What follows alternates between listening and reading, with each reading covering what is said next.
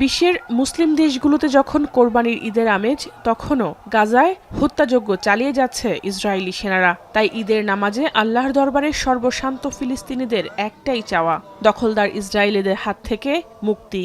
نخرج إلى المساجد إلى مصلانا لنحيي عيدنا ونقول للعالم إنه شعبنا الشعب الفلسطيني إن شاء الله صامد وصابر ومحتسب. سوف نصلي في مساجدنا ونعمل مساجدنا بالصلاة بالمصلين ولا نلقي بال للاحتلال ولا القسم ولا الطيران. سوف نصلي. শুধু ঈদের দিন নয়, ঈদের পরদিনও এক মুঠো খাবারের জন্য প্রাণ দিতে হচ্ছে ফিলিস্তিনিদের। শনিবার সকালে রাফা সীমান্তে মার্কিন ও ইসরায়েল সমর্থিত সহায়তা কেন্দ্রগুলো লক্ষ্য করে আইডিএফ এর হামলায় বেশ কয়েকজন হতাহত হন। بدل ما نستنى العيد بجد والله رسمي بنستنى في المساعدات. والله لما بتيجي رسالة على الجوال بقول إن شاء الله هذه جايانا مساعدات. بطلع بقول إن شاء الله تكون هيك توجه. الحياة بتختلف أول عن الآن، الأسعار اختلفت كليا من الأرض للسماء.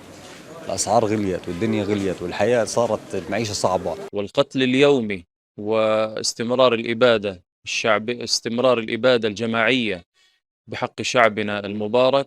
رغم كل ذلك شعبنا يخرج.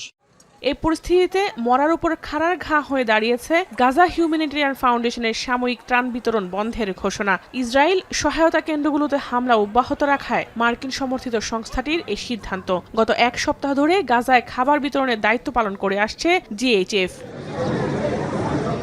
এদিকে গাজার পাশাপাশি লেবাননের উপরও আগ্রাসী হয়ে উঠেছে ইসরায়েল। হিজবুল্লাহ যদি আত্মসমর্পণ না করে তবে লেবাননে ফের হামলার হুঁশিয়ারি দিয়েছে তারা। জাহানারা ভুঁইয়া, এখন বিশ্ব। কালার এক্সপার্ট, জর্জ স্যাপ এবং মাইল্ড অন হ্যান্ডস টেকনোলজি সমৃদ্ধ অরিক্স ক্রিস্টাল ওয়াশ আপনার লন্ড্রি এক্সপার্ট।